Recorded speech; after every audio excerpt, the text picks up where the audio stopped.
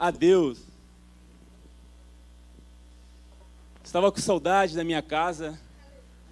Amo vocês demais.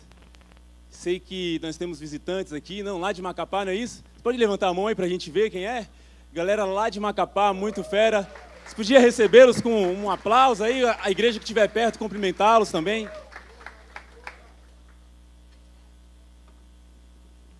Glória a Deus. Foi um tempo maravilhoso, 2015, não? Vivemos coisas maravilhosas, coisas novas, aprendemos tanta coisa e nós estamos felizes.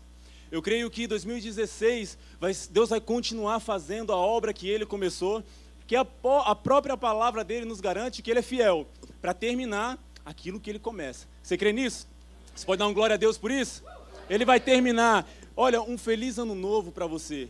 Que esse ano seja um ano cheio da presença de Deus. Que esse ano seja um ano de uma intimidade com Deus que você nunca teve. É possível sim, Ele sempre tem mais para a gente. Eu declaro em nome de Jesus que na sua casa, na sua família, no seu trabalho, aonde você estiver, a glória do Senhor será manifesta. Amém?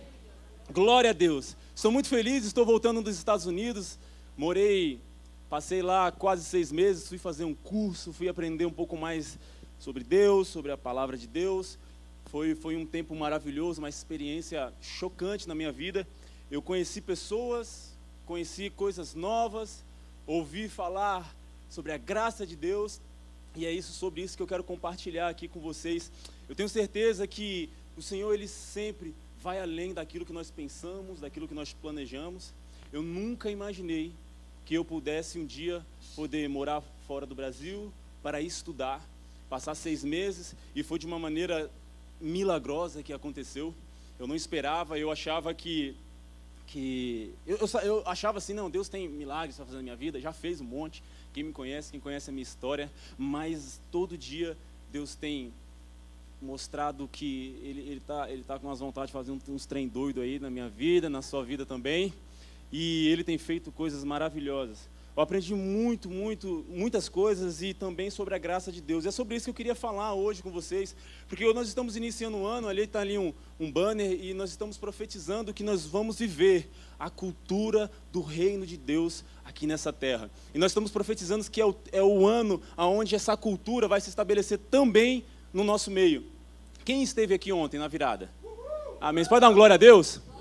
Ei, quem ouviu uma palavra poderosa ontem aqui? Ah, não, gente, por favor, eu falei poderosa. Dá um glória a Deus de verdade aí, meu Deus do céu. Você viu que eu faço mesmo. Foi poderoso, apóstolo André, que palavra tremenda. E eu creio que hoje Deus vai continuar algumas coisas que o apóstolo estava falando ontem. E nós estamos aprendendo sobre honra, sobre uma cultura de honra. E a verdade é que uma cultura de honra, ela só pode ser estabelecida de verdade num ambiente de graça. Porque um ambiente de graça é o único ambiente onde nós não tratamos as pessoas segundo a forma que elas merecem, mas nós tratamos as pessoas de acordo com o que elas são.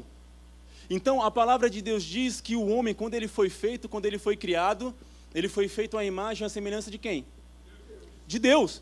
Então, eu não honro uma pessoa de acordo com o que ela merece hoje, de acordo com o que ela fez hoje, de acordo com o título que ela tem. Não, nós honramos um ao outro, porque nós somos a imagem e a semelhança de Deus.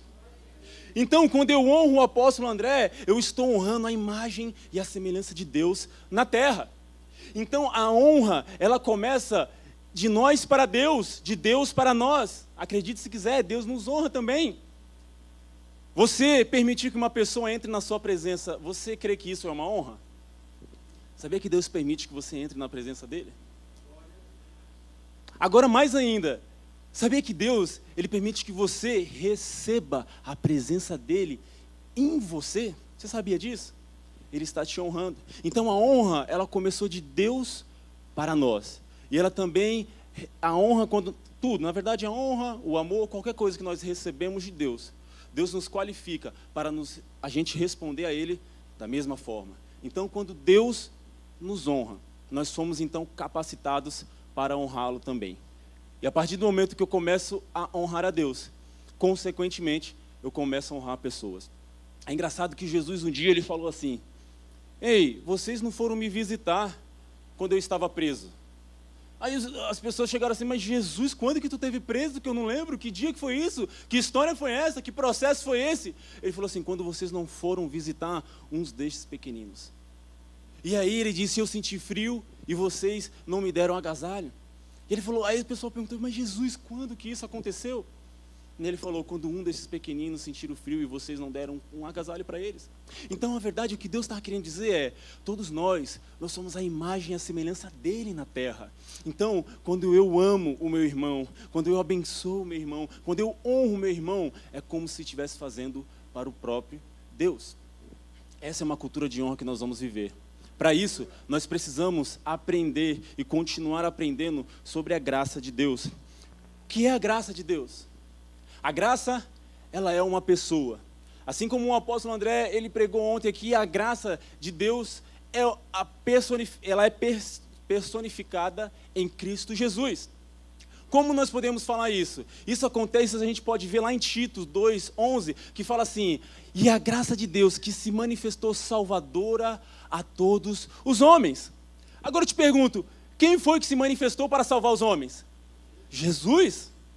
Então aqui está a prova de que a graça de Deus é a própria pessoa de Jesus Cristo. Ele é a graça de Deus no nosso meio. Então, quando nós começamos a falar de graça, na verdade nós não estamos falando de algo novo. Nós não estamos trazendo um modelo novo para a igreja. Nós não estamos trazendo uma estratégia nova para a igreja. Nós simplesmente estamos vivendo e falando sobre Cristo Jesus, o nosso Senhor e Salvador. É simples assim. A graça de Deus é Jesus Cristo. Lá em João 1, diz assim, João falou assim, a lei veio por Moisés, graça e verdade veio por Jesus. Então, quando Jesus chegou, a graça e a verdade chegaram junto com ele. E por isso nós podemos dar glória a Deus. Porque sem a graça, nós estávamos perdidos. Então, onde a graça começou? A graça então começa na cruz com Cristo? Não! A graça de Deus, ela começou antes da fundação do mundo. Porque lá em 1 Pedro, só para você saber o versículo, 1 Pedro 1:20, fala assim, que o Cordeiro, ele foi morto antes da fundação do mundo. Então tudo que veio a existir por causa da graça. Antes de Deus falar assim, haja luz, ele falou, haja graça. E sem a graça, nada do que foi feito se fez. A palavra de Deus diz lá em João que o verbo estava com Deus. João estava falando a respeito de Jesus. Ele falou, o verbo estava com Deus e o verbo era Deus. E aí então nós entendemos que Jesus Cristo, ele estava com Deus desde o início. E aí continua o versículo falando assim, sem ele, nada do que foi feito se fez. O que esse versículo está falando? Ele está pegando, fazendo uma ligação com Pedro, e ele está dizendo, antes da fundação do mundo, o Senhor entregou Jesus Cristo para todos nós, para que a gente pudesse encontrar vida, porque o Cordeiro, ele foi entregue antes de Deus criar tudo que nós vemos. O nada, para ser criado, para ele se tornar algo, precisa de graça, precisa de um favor imerecido. Deus, quando ele decidiu criar o mundo, ele decidiu tirar dele mesmo tudo que nós conhecemos hoje. E a palavra diz que nós estávamos em Deus, e foi pela palavra de Deus que ele começou a criar a terra, criar céu, mar, e águas, e animais, e vegetais. E ele começou a criar com o poder da sua palavra, mas tudo saiu de Deus. Mas para que o nada pudesse sair de Deus e se tornar algo, precisou de graça. Precisou de um favor imerecido. Porque o nada, o que o nada fez para merecer se tornar algo? Nada. Então, para que Deus tirasse o nada e puxasse dele e fizesse se tornar algo visível, Deus teve que manifestar o seu favor. Assim então começou a graça de Deus. Eu quero te dizer que Deus não foi pego de surpresa lá no Éden, quando Adão caiu, quando Eva caiu, eles caíram, e aí eles pecaram, e aí então Deus falou, meu Deus, e ele falou ele mesmo, né? Deus, não, ele deve ter falado, eita, e agora? E agora o que eu faço? Vou ter que mudar os planos? Não! Porque antes da fundação do mundo, Deus já sabia o que estava por vir, e Ele sabia que para que tudo viesse a existir, Ele tinha que começar demonstrando a sua graça e o seu amor. Então tudo começou e tudo veio à existência por causa da graça de Deus. E ainda hoje, tudo que nós vivemos, tudo que nós vemos, continua existindo por causa da graça de Deus. A graça de Deus é sim um favor imerecido. Mas a graça de Deus, ela extrapola essa revelação. Eu quero te dizer que a graça de Deus significa que o próprio Deus vai começar a viver a partir de você. Você pode dar um glória a Deus por isso? Eu queria começar a falar aqui do evangelho, da graça, dessa aliança. Talvez fique um pouco técnico, a gente vai passar por algumas coisas, porque nós estamos ouvindo sobre a graça, nós estamos falando sobre a graça, e glória a Deus por isso, mas chega alguns momentos que a gente tem algumas dúvidas. Não tem isso? Chega alguns momentos que a gente fala, mas e essa parte, e esse ângulo? Eu acredito que hoje Deus vai nos levar a um momento para a gente poder esclarecer algumas coisas, alguns pontos. Vai ser algo simples. O evangelho de Deus, ele é muito simples. Eu queria que você abrisse sua Bíblia lá em Gálatas 3:8.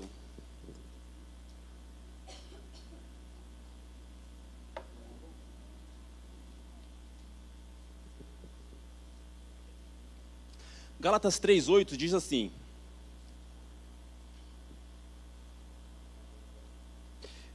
prevendo a Escritura que Deus justificaria pela fé. Você pode dizer pela fé? Pela fé. Você pode repetir pela fé? Pela fé. Amém. Prevendo a Escritura que Deus justificaria pela fé os gentios, anunciou primeiramente as boas novas. O que significa evangelho? O quê? Boas novas. Então, olha só o que ele está falando aqui. Anunciou primeiramente as boas novas a Abraão. Por meio de você, todas as nações serão abençoadas. Então aqui, Paulo, ele está escrevendo para aquela igreja, ele está explicando sobre o evangelho, e naquela igreja estava acontecendo um fenômeno que na verdade aconteceu em todas as igrejas. O problema de Paulo era que ele chegava nas igrejas, ele pregava sobre a graça de Deus, ele estabelecia ali um lugar onde haveria culto, abria uma igreja, deixava líderes naquele lugar, e quando ele partia para outro lugar, para outra nação, para abrir uma outra igreja, ou para chegar num outro propósito, vinham então os judaizantes. E aí os judaizantes, eles começaram a falar assim: tudo bem, a graça de Deus, ela te salvou, mas para você manter isso, você vai ter que viver pela lei. Então, estava tendo um problema nessa igreja. E Paulo, ele estava começando a explicar o que é, de fato, o evangelho de Deus. E para a igreja de para a igreja de Colossenses, para os colossenses, Paulo escreveu assim: da maneira que vocês receberam a Cristo, andai nele. Sabe por quê? O que estava acontecendo era exatamente isso. Toda a igreja, os judaizantes, aqueles que queriam implantar e falar para o povo seguir pela lei, eles falavam assim: tudo bem, você recebeu salvação pela lei, mas você tem que manter pela graça. Você recebeu pela graça, mas você tem que manter pela lei. E aí Paulo estava falando assim: não, isso está errado. A verdade é que, da maneira que nós começamos a andar com Cristo, da maneira que nós recebemos a Cristo, nós devemos continuar andando nele. Você entende o que está acontecendo aqui então? Então aqui Paulo, se você olhar, ler a carta de Gálatas, ele está lá falando de lei e graça, ele está explicando a diferença, ele está explicando como é, como deve ser, o que é de fato o evangelho de Deus. E aí ele fala aqui que Deus, primeiramente, ele anunciou para Abraão o evangelho. Olha que loucura! Nós vemos algumas alianças que Deus fez com o homem durante toda a Escritura, no Velho Testamento, e uma delas foi feita com Abraão.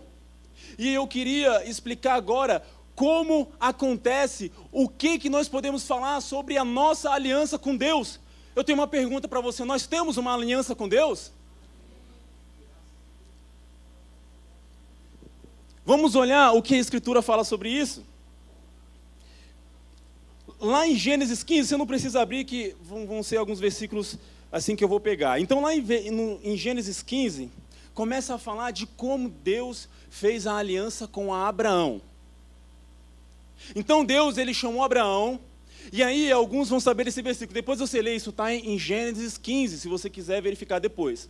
Deus chama Abraão e fala para Abraão: Abraão, eu vou fazer uma aliança contigo.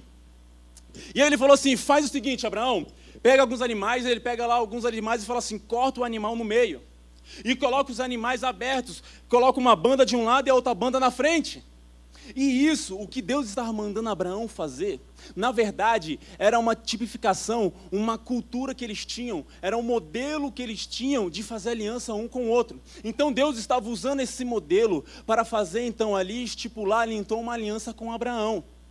E aí Deus falou então, Abraão, você vai cortar esses animais e vai colocar um do lado do outro e na frente deles, uma banda na frente da outra. Ele cortou esses animais pela metade.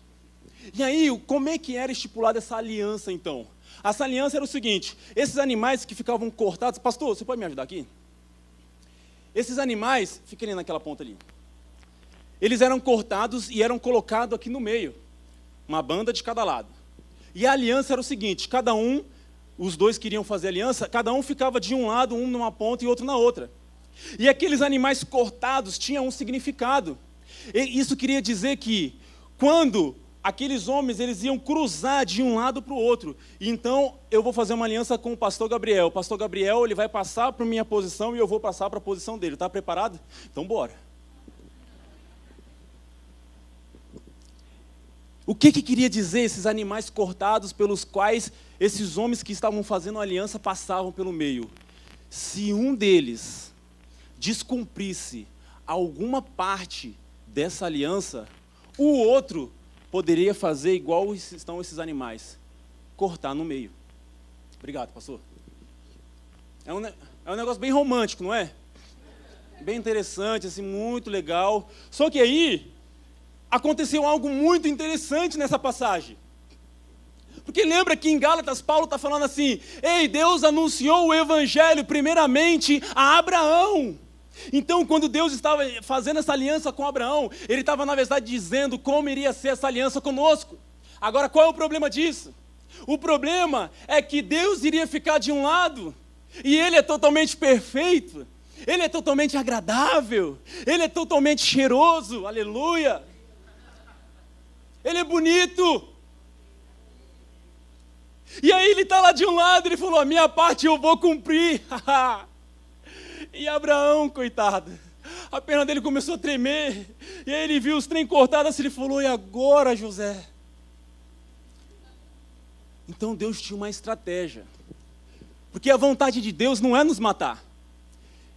Ele olhou para Abraão então, e olha o que acontece no versículo 12, fala assim, e pondo-se o sol, um profundo sono caiu sobre Abraão. Uau! Olha o que Deus fez. Um sono caiu sobre Abraão. E aí quando o versículo continua, lá no 17 fala assim, sucedeu que, posto o sol, houve escuridão. Eis um forno de fumaça, apareceu fumaça. Só que continua e fala assim, e uma tocha de fogo, aleluia, você pode dar um glória a Deus aí? Aí quando fala tocha de fogo, eu lembro do poder de Deus. E aí fala assim, que passou por entre aquelas metades. Olha o que aconteceu, você lembra no deserto, quando Deus se manifestava numa nuvem, numa fumaça para aquele povo? O que estava acontecendo é o seguinte, que de um lado apareceu Deus personificado naquela nuvem, e de outro lado estava Abraão, só que Deus falou assim, eu não posso estabelecer uma aliança com o homem, com o próprio homem, porque o homem é falho, então eu vou ter que cumprir a minha parte, e se ele não cumprir a dele, o trem vai arrochar. E aí Deus colocou um sono profundo sobre Abraão, e apareceu como uma tocha de fogo no lugar de Abraão. E eu fui procurar qual é o significado desse fogo, e o significado desse fogo é na palavra hebraica que é Ush. Ush. Sabe o que quer dizer Ush? É uma fogo sobrenatural ou teofania.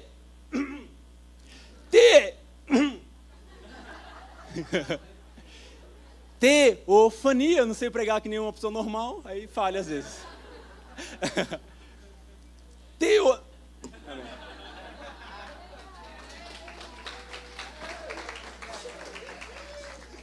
Entendeu por que Deus tirou Abraão da jogada? O trem não é perfeito, não. E aí então, aquele Ush significa teofania. Teofania é revelação ou aparição de Deus. E agora eu quero lembrar para você. Lembra que João Batista falou assim, eu vos batizo com água, mas está vindo um aí. que vai batizar vocês com o Espírito Santo e com o quê? Com o quê? Eu quero te dizer, Jesus apareceu no lugar de Abraão, naquele lugar. Você pode dar um glória a Deus por isso, meu irmão? E aí sabe o que aconteceu? Jesus passou para um lado e Deus Pai passou para o outro lado e ele falou assim, olha, é o seguinte, essa aliança aqui, o Evangelho de Deus, ele está estabelecido numa aliança do Pai com o Filho. Eu acho que vocês não entenderam. Essa aliança, para a honra e para a glória de Deus, ela foi estabelecida entre o Pai e o Filho. Agora quero te dizer, o Pai pode errar? Então essa aliança não pode ser quebrada desse lado. Mas o Filho, ele pode errar? Então a nossa aliança nunca vai ser quebrada. Você pode dar um glória a Deus aí, meu irmão? Ei! E nós, onde a gente entra? Dormindo. Deus dá o seu filho enquanto dorme, pastor. Não, a gente entra em Cristo Jesus, aleluia. Ah, se eu tivesse aí eu dava um glória alto. Glória a Deus por isso. Glória a Deus por isso. Meu irmão, eu não quero te deixar triste, mas eu quero te dizer, por causa da graça de Deus, você não tem uma aliança com Deus. Quem tem é Jesus. Só que a estratégia de Deus foi o seguinte, Jesus é perfeito. A aliança nunca vai ser quebrada. Então eu vou colocar todos aqueles que são imperfeitos dentro de quem é perfeito. Aleluia! Aleluia! Os imperfeitos foram enxertados naquele que é perfeito, meu Deus do céu! Aleluia! Então esse é o Evangelho de Deus. O Evangelho, ele fala de uma aliança, mas fala de uma aliança entre dois que são perfeitos, e é por isso que nada vai fazer você sair da onde você está, nada vai te tirar do lugar onde Deus te colocou, nada vai fazer com que você perca aquilo que Jesus conquistou para você. Amém. Você pode dar um glória a Deus por isso? Mas aí vem as dúvidas. Mas aí a gente fala da graça de Deus, e a gente fala, aleluia! Quem nunca fez isso? A graça está liberado, aleluia! Sabe por quê? Lá em Romanos 4 diz assim, bem-aventurados são aqueles que o Senhor jamais imputará pecado. Em um versículo antes ele fala assim, isso é Davi falando, e Paulo tá falando o que Davi falou. Ele falou assim, olha só, bem-aventurado o homem, que Deus imputa justiça, independente de obras. Por que Deus faz isso? Porque a aliança não foi feita conosco. A aliança foi feita com Jesus Cristo e com o próprio sangue dele. Então, quando essa aliança foi estabelecida com Jesus, todo o pecado da humanidade foi imputado a Jesus. Só que ele nunca pecou. Ele nunca fez nada de errado.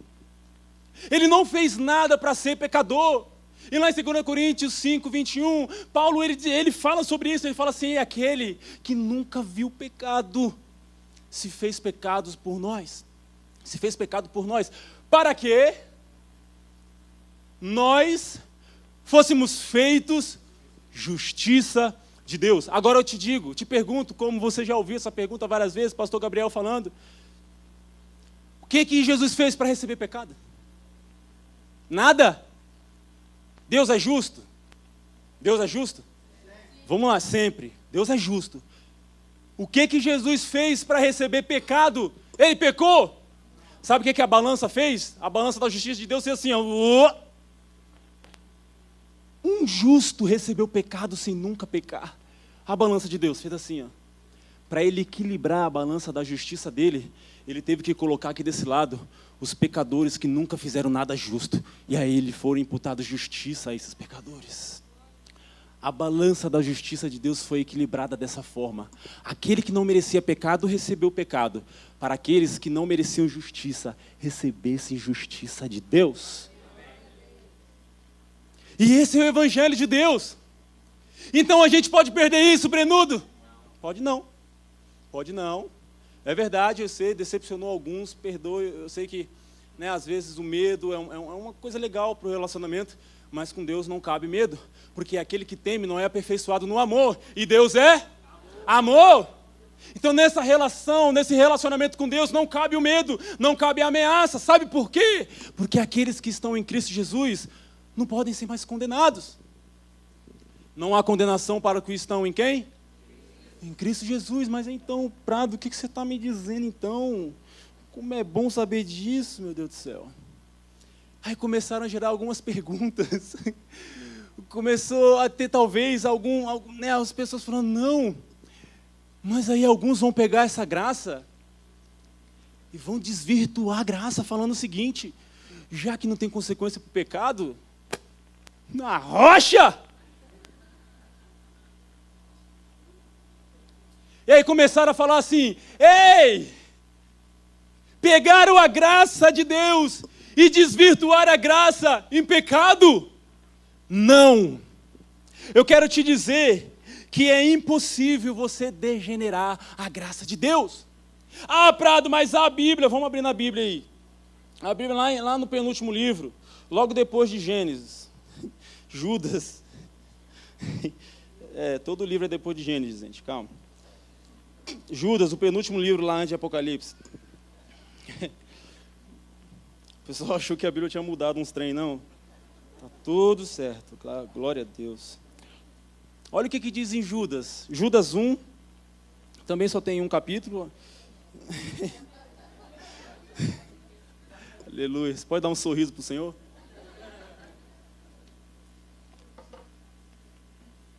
Judas 1:3, fala assim. Amados, quando empregava toda a diligência em escrever-vos acerca da nossa comum salvação, olha, a salvação ela é comum, tá? Ela é comum a todos os homens. Você não precisa de um título, você não precisa fazer mais que os outros, você não precisa ser mais do que um outro para receber salvação. Ela é comum a todos os homens, tá? Então, continuando aqui, a comum salvação, foi que me senti obrigado a corresponder-me convosco, exortando-vos a batalhardes, diga assim, batalhardes diligentemente pela fé, que uma vez por todas foi entregue aos santos. Sabe o que ele está dizendo aqui? Aquela mesma história que eu falei no começo. Paulo pregava graça. Ei, é favor imerecido, para que ninguém se glorie. Eu quero te dizer que o único lugar onde não existe soberba ou orgulho humano é na graça. Porque na graça nós somos obrigados a falar, toda honra e toda glória seja dada àquele que é digno de receber. Só na graça é possível. Só na graça, porque em qualquer outro ambiente de mérito, você pode falar assim, ó, foi no joelho, meu amigo, que eu consegui aquela varoa bonita ali, rapaz. Isso aqui não é só um rostinho bonito, não, é oração, paguei o preço. Agora na graça, você entende que não foi por sua causa. Você entende que não foi porque você merecia, foi porque Ele quis fazer, foi porque Ele te ama e foi porque Ele te olhou e falou, vou arrumar esse trem aí. Aí, na graça, é o único ambiente que a gente pode falar assim, ei, realmente não foi por minha causa, porque dele, por Ele e para Ele são todas as coisas para a honra e glória de Deus. Só que aí sabe o que estava acontecendo aqui? Judas, ele estava falando porque ele estava passando pelo mesmo problema que Paulo. A graça era pregada, e aí vinham aqueles falando, ei, você precisa da lei. Você precisa fazer. Faça para ser. Faça para merecer. E aí ele está falando aqui. Olha o que ele fala. Eu me senti obrigado a corresponder-me convosco, exortando-vos a batalhardes pela fé. Porque o evangelho de Deus e a salvação de Deus e a vida com Deus é pela fé. E lá em Gálatas, Paulo fala assim, a lei não provém da fé. Sabe o que eles estavam falando na igreja, esses homens que estavam trazendo a lei? Eles estavam falando assim, ei, não é por fé somente não. Você tem que merecer o favor de Deus. Você tem que fazer algo para que Deus possa te abençoar. E aí Judas está falando assim: ei, não! Nós temos que batalhar pela fé. Porque a nossa vida é pela fé. Só que aí olha o próximo versículo aqui. Esse versículo aqui, meu Deus do céu. Pois certos indivíduos se introduziram com dissimulação, os quais, desde muito, foram antecipadamente pronunciados para esta condenação.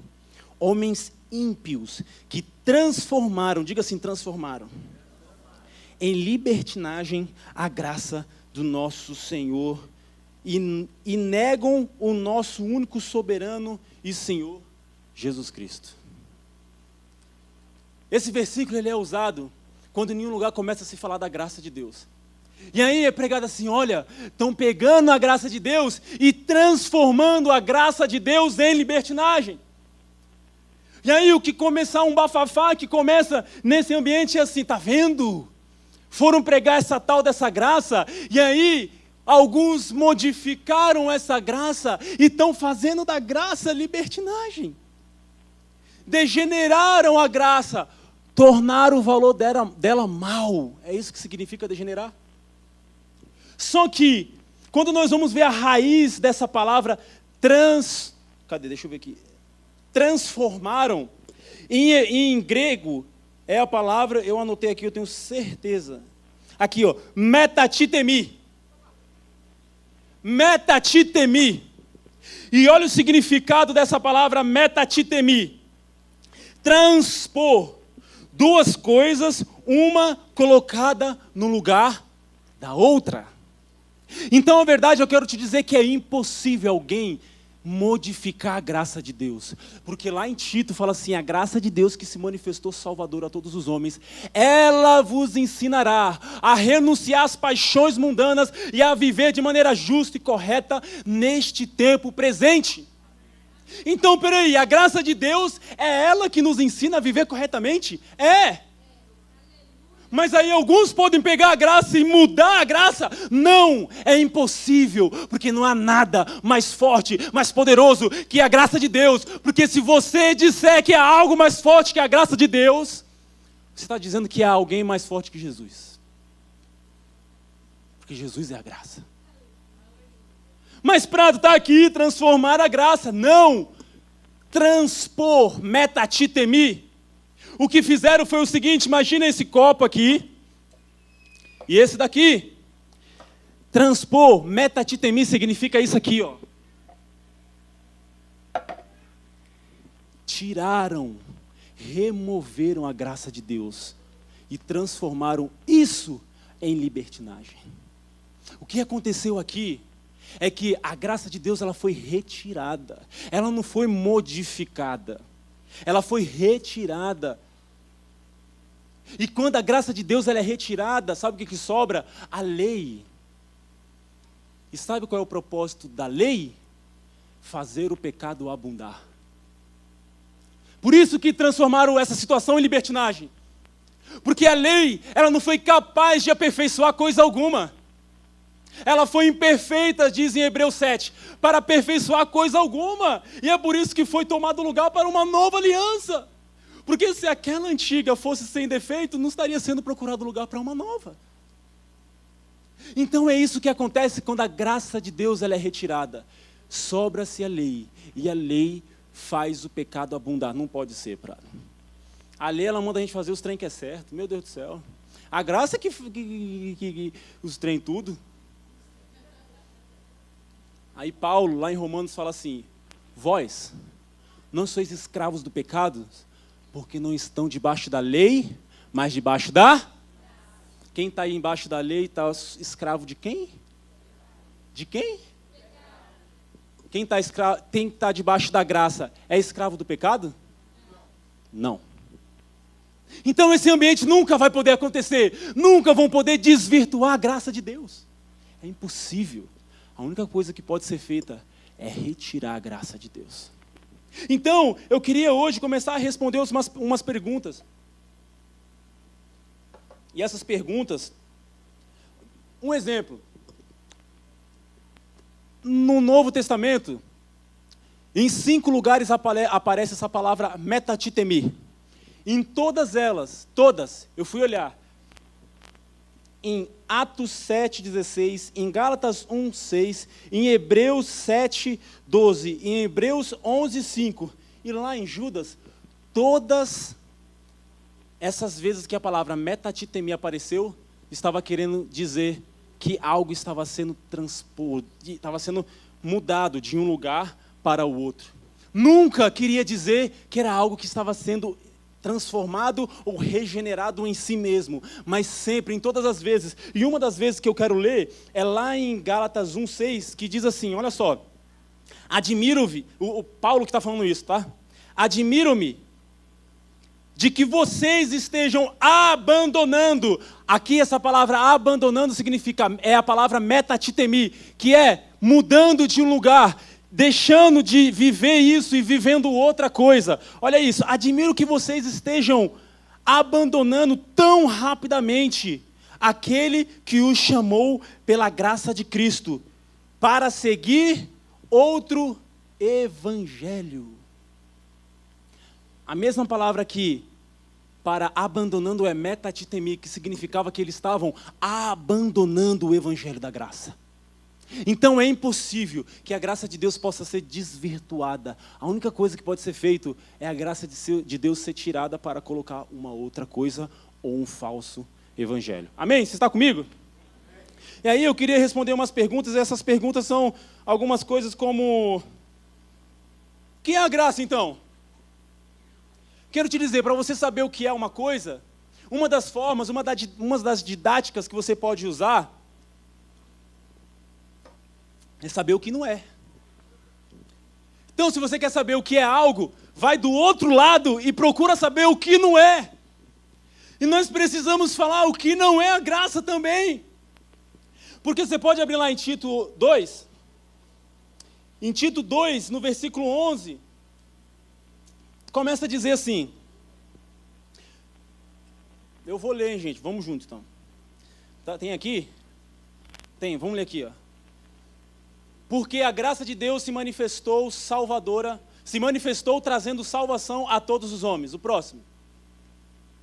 Ensinando-nos para que, renunciando à impiedade e às paixões mundanas, vivamos no presente, fala no presente, no presente mundo, sóbria e justa e piedosamente. É isso, até o 12. Então isso aqui está dizendo o que é a graça. Então eu nunca posso dizer o seguinte: bom, já que na graça eu não sofro mais consequência, eu vou viver o errado. Porque isso não pode acontecer, sabe por quê?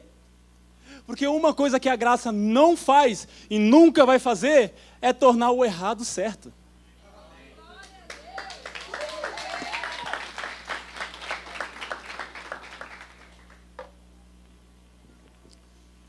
Ela se manifestou para te ensinar a viver corretamente. A graça de Deus, ela não se manifestou para tornar o errado certo. O errado continua errado. A prova disso é que quando Deus manifestou a graça dele, ele falou assim: olha, ela vai ensinar vocês a viver corretamente, porque o errado continua sendo errado.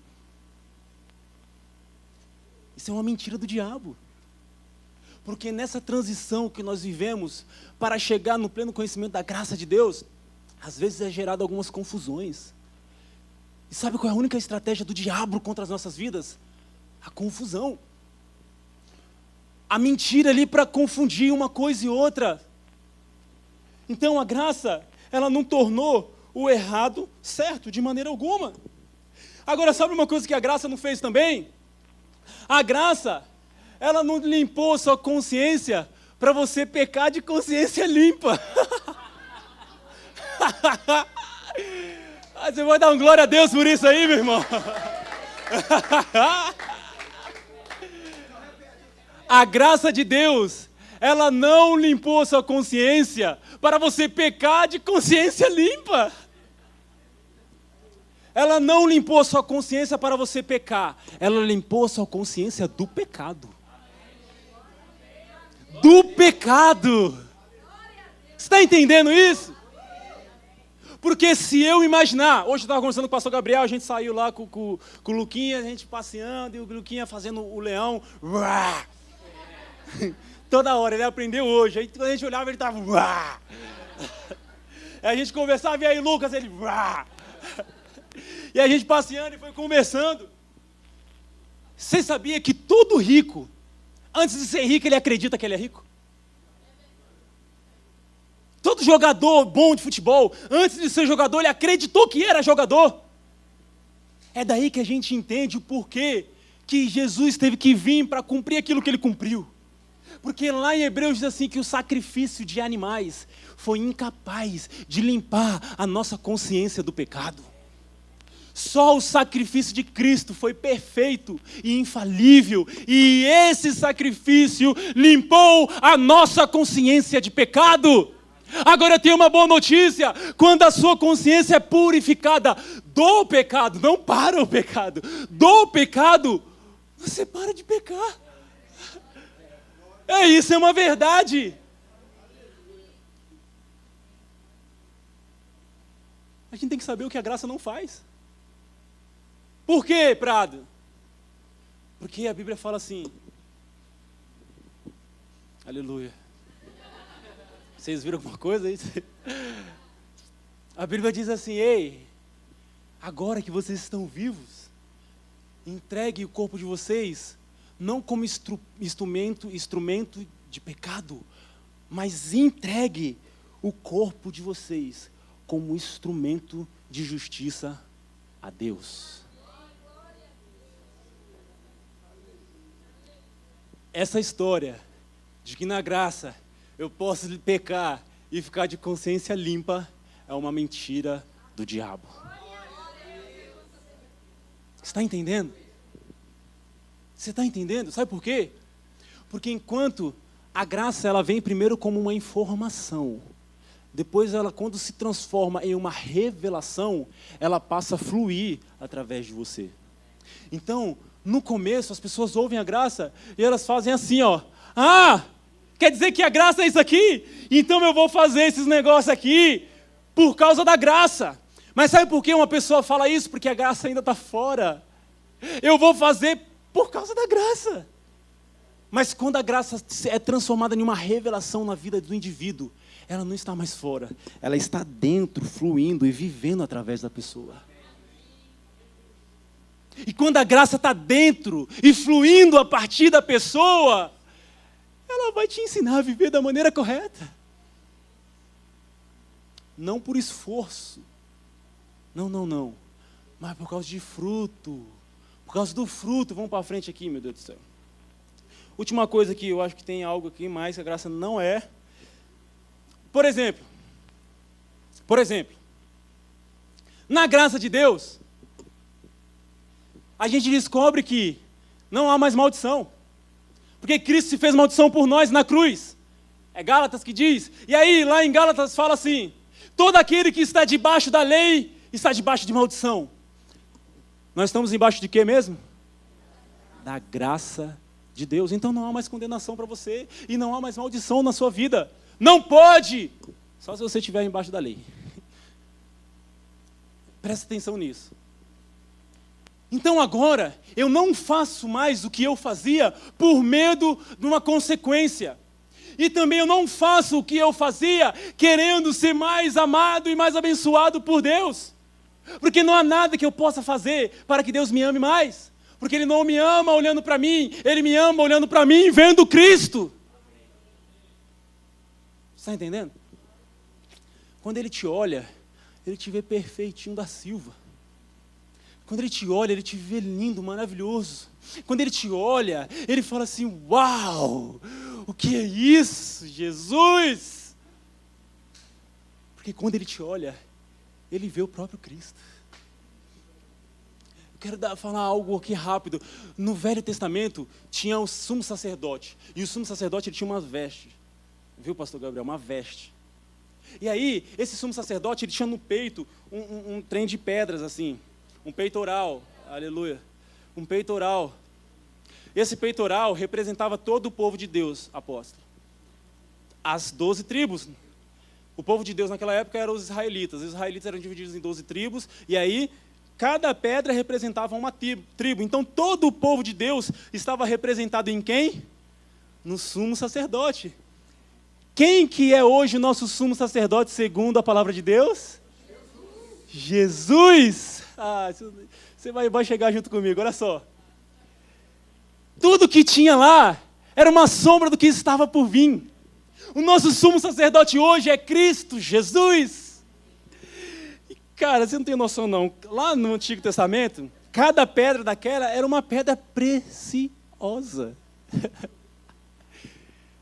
Você sabe como Jesus te vê hoje? Como Deus te vê hoje? Ele olha para o sumo sacerdote. E quando ele olha no sumo sacerdote, bem pertinho do coração dele, ele te vê no sumo sacerdote como pedras preciosas aos olhos dele. Aleluia! Aleluia! Em Cristo Jesus, Deus te vê muito valioso. Agora pega uma pedra preciosa e coloca ela em lugar escuro. Agora, quando a luz começa a refletir na pedra, ela começa a brilhar e brilhar. Deus te colocou como pedra preciosa em Cristo.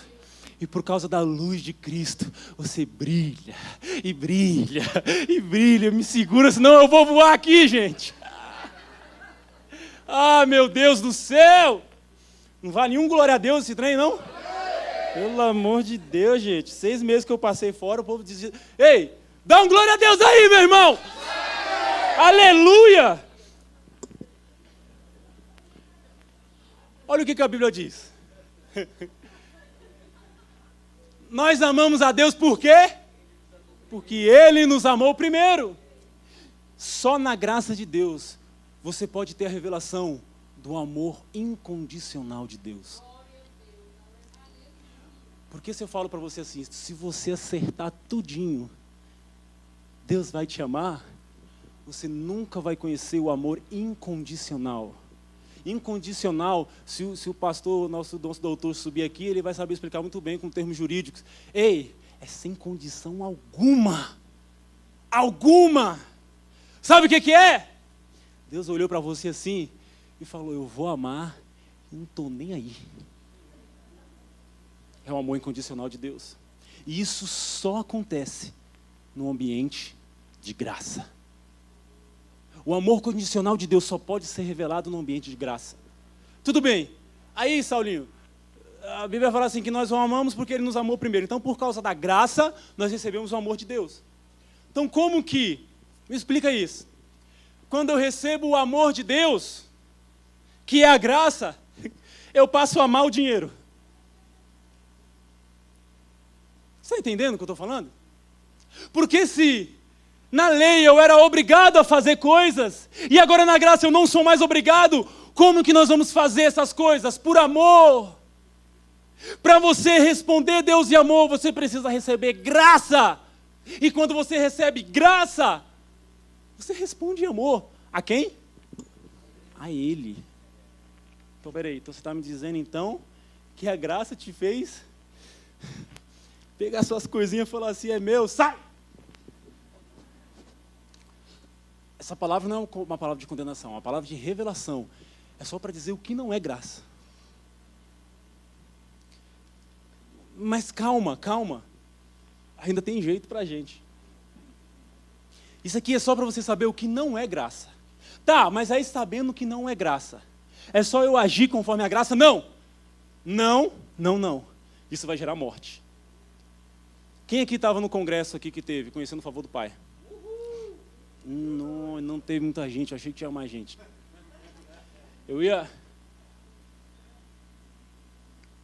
Vocês ouviram falar dos 2 bodes aqui? Aham. Porreta esses negócios desses bodes aí, gente. O que acontece? Eu vou passar por cima aqui para a gente só entender, da base.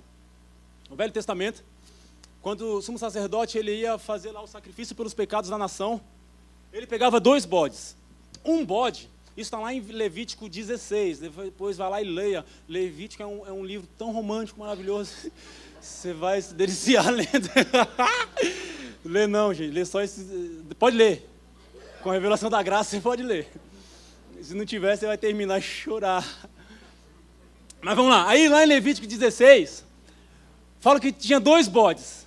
Um bode, ele era para ser sacrificado lá no propiciatório. Tinha a arca de Deus. Em cima da arca de Deus tinha os 2 anjinhos assim, fazendo assim. Oh. E aí, no meio... Calma, gente. No meio tinha lá um buraco, tal. E aí o sangue escorria lá para dentro da arca. E lá dentro da arca lá tinha uns trem lá, uns negócios muito doidos. Não vou nem falar, porque... Meu Deus do céu. Aí beleza, um bode era para isso. O outro bode, olha só que interessante. Uma pessoa escolhida a dedo pegava esse bode e levava... Primeiro, o sumo sacerdote orava sobre ele e colocava sobre esse bode todos os pecados da nação inteira. E aí pegava esse bode e levava o bode para o deserto. Levava o bode para o deserto, para Azazel. É o que está escrito lá. Ele era levado para ser morto por Azazel. Azazel é uma tipificação de Satanás. Estão comigo? Um bode propiciatório. O outro bode era colocado os pecados sobre ele e mandava ele lá para o deserto. Se vira, amigo. Aí chegava lá no deserto, o Azazel ia... Pum! Beleza. No Novo Testamento, Jesus, antes de começar o ministério dele, ele vai até João Batista. E antes disso ele falou assim, olha, não existe ninguém maior que João Batista. Não há um nascido de mulher que é maior que João Batista. Só que João Batista não fez milagre, João Batista ele não ressuscitou ninguém. Ninguém entendia por quê. Mas João Batista, ele era filho de Zacarias, e Zacarias era sumo sacerdote. Então, João Batista ele estava na linhagem do sumo sacerdote, ele era também sumo sacerdote. E quando Jesus chegou até João Batista para ser batizado, lá no Rio Jordão, João Batista falou assim, está amarrado.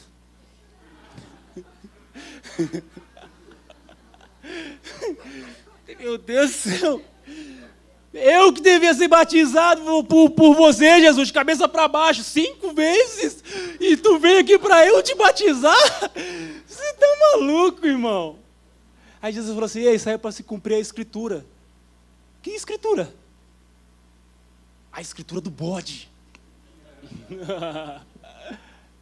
E aí, o sumo sacerdote era quem colocava as mãos sobre o bode e colocava sobre o bode o pecado de todas as nações, ou de toda a nação. E aí, quando João Batista colocou a mão em Jesus para batizar ele, ali ele estava imputando em Jesus todos os nossos pecados. E ali, o Cordeiro de Deus. Lembra João Batista quando olhou e falou assim, ei, eis aí, ó, o Cordeiro de Deus que tira o pecado do mundo. Estava tudo esquematizado já, gente. E aí, então, João Batista, por isso que ele é o maior, nascido de mulher, não tem ninguém maior que ele. Porque o sumo sacerdote daquela época, ele imputava os pecados no bode só da nação de Israel. Agora, João Batista, ele imputou pecados do mundo inteiro. E o meu e o seu também, aleluia. Dá um glória a Deus por isso aí. É por isso que o trem está bom pro teu lado. Dá um glória a Deus de verdade aí, gente, pelo amor de Deus. Quando João Batista foi lá e jogou Jesus na água e puxou, e aí tudo bem, Jesus, vamos embora. O que acontece logo depois? O Espírito Santo de Deus conduz Jesus para o deserto. Olha que engraçado. Quando Jesus chega no deserto, depois de 40 dias, quem é que encontra com ele lá? Quem? Azazel. E qual era o propósito de Azazel? Matar o bode. Você está entendendo? Matar o bode. Então Azazel foi tentar matar o bode. Sabe como Azazel foi tentar matar o bode? Ele virou para Jesus e falou assim, se tu és filho, age como um filho. Se você é filho de Deus, transforma essa pedra em pão. Olha a forma de tentar matar o bode que ele arrumou. Sabe o que estava acontecendo nesse momento? Ele estava falando assim para Jesus, se você faça. Se você é filho, então age como um filho. Sabe o que ele estava falando? Cadê os frutos da sua identidade? Jesus falou assim, eu não tiro vida de frutos, eu tiro vida da palavra de Deus a meu respeito. Toda vez que na graça, a gente fala assim, já que você está na graça, faça coisas de quem está na graça. Isso não pode gerar vida. Porque eu estou mandando a pessoa agir. E quando eu mando uma pessoa agir, ela tem que agir nos seus esforços. Lembra que eu falei o que não é graça? Uns trem que não é graça. E aí, quando a gente para diante dessa situação, a gente fala assim, bom, se isso aqui não é graça, eu vou fazer as coisas que é graça. Morte. Porque você vai estar fazendo na carne. Você vai estar fazendo nos seus esforços. Tem alguém me entendendo aqui? Presta atenção, o propósito do diabo era matar Jesus no deserto. Então como que ele tenta matar Jesus? Falando, faça. Faça. Olha só, nós não vamos encontrar vida nas nossas forças. Quando Paulo falava assim, não andeis na carne, mas no Espírito, ele estava querendo dizer que pessoas que andavam na carne não para errar, mas para acertar. Porque quando você tenta acertar nas suas próprias forças, isso se chama justiça própria. Então, os seus acertos têm que acontecer realmente, mas não pelas suas forças, mas pela força dele, através de você. Porque um fruto, ele vem e é gerado naturalmente. Deus não te cobra que você produza frutos. Ele está falando, dê frutos. Quais frutos? Os frutos que eu gerar em você. Eu estava viajando lá para os Estados Unidos, gente. E aí...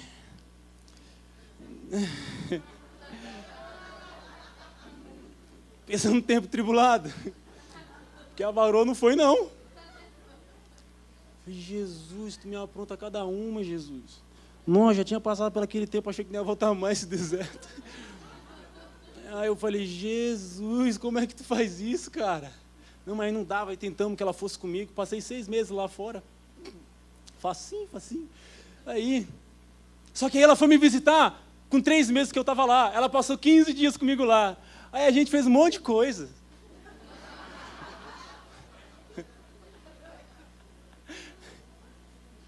E hoje, ela está grávida. Aleluia, dá um glória a Deus por mim aí, meu irmão. Meu Deus, Deus honrou o varão. Aleluia. Tem alguém nos visitando pela primeira vez? Por favor, alguém visitando? Por favor, Thaís Prado, você poderia ficar de pé para mostrar o milagre? Tamanho desse milagre. Olha aí se eu estou mentindo, meu Deus do céu. Amém.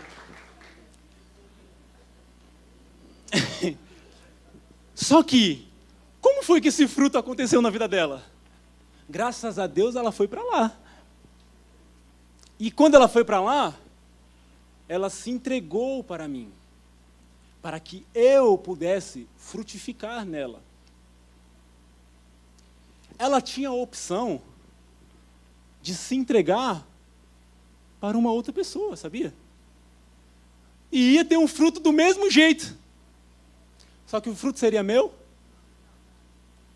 Você pode até dar frutos na sua vida. Mas o que importa são os frutos do Espírito. Não são os seus frutos. Não são os frutos da sua força. É o fruto do Espírito. Aleluia. Aleluia. Para a gente terminar aqui, abre lá em Romanos 6,13.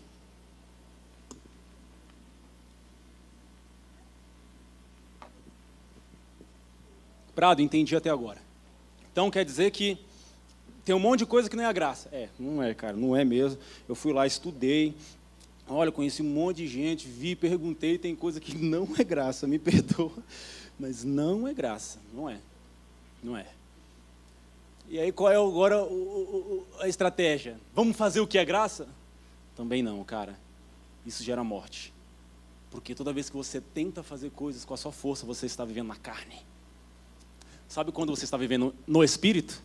Quando é o Espírito que está dando fruto na tua vida. Amém. Agora, a árvore do conhecimento era do conhecimento do bem. Olha isso, do bem e do mal, não era? Então, esse conhecimento do bem e do mal fez o homem viver pela sua justiça própria, fazendo coisas certas, mas nas suas forças. Aí sabe o que acontecia? Chegava o jovem rico e falava assim: Jesus, olha essa roupa. Nem Salomão. Ele virou assim para Jesus e falou assim: eu cumpro tudo. Eu cumpro tudo. Sabe o que tinha embutido nessa frase? Orgulho e soberba. Porque o eu cumpro tudo é justiça própria. E a palavra de Deus diz assim, que a graça se manifestou porque ela é um favor imerecido para que ninguém se glorie em si mesmo. Então o fruto que Deus espera de você não são os seus, é o fruto do Espírito. Porque quando vierem os frutos do Espírito, você vai ter que falar: toda honra e toda glória seja dada a Ele, que é digno de receber. Você pode dar um aplauso ao Senhor? Para a gente terminar, Romanos 6,13 diz assim: não ofereçam os membros dos seus corpos ao pecado, como instrumento de injustiça, antes ofereçam-se a Deus, como quem voltou da morte para a vida, e ofereçam os membros dos seus corpos a Ele, como instrumento de justiça. Qual é a resposta para a gente então, Prado? Vamos viver a graça, vamos! E a graça só vai ser verdade na sua vida quando não mais você entregar o seu corpo de maneira proposital, de maneira intencional, como um instrumento do pecado. Mas a graça vai funcionar, não quando você lutar para fazer coisas, mas quando simplesmente você se entregar para o Pai. O Evangelho, ele funciona não com força, mas com uma entrega. Mas uma entrega para a pessoa certa. A palavra do apóstolo ontem terminou com ele falando de João 2,6, que fala assim: aquele que afirma permanecer nele, deve andar como ele. Quem aqui está em Jesus? Então ande como Jesus, meu irmão. Ande como Jesus. Agora, toda vez que você olha para Jesus e tenta reproduzir aqueles frutos, isso gera morte para você. Jesus não foi feito para ser imitado. Jesus foi feito para ser visto e permitir que Ele viva através de você. Como é que era que Jesus vivia e andava então? Olha só o que diz em João 14,10. Agora é para terminar de verdade. João 14,10. Você não crê que eu estou no Pai? Jesus está falando para os discípulos. João 14,10 fala assim: você não crê que eu estou no Pai e que o Pai está em mim? Olha isso. Eu estou no Pai e o Pai está em mim. Aí você tentasse procurar o Pai, você não ia achar que estava misturado com o Filho. E o Pai e o Filho era a mesma coisa, eles tinham uma união fortíssima. E aí continua: as palavras que eu lhes digo não são apenas minhas, mas olha, pelo contrário, o Pai que vive em mim está realizando as suas obras. Você pode dar um glória a Deus por isso, meu irmão? Prado, então como é que eu ando como Cristo andou? Se entregando para o Pai e deixando Ele viver através de você, e deixando Ele trabalhar através de você, e deixando Ele amar através de você, e deixando Ele viver através de você, porque aí sim a graça de Deus está se cumprindo na sua vida, e você vai poder dizer então: não eu mais vivo, mas Cristo vive em mim. Você pode se colocar de pé em nome de Jesus. Aleluia! Glória a Deus.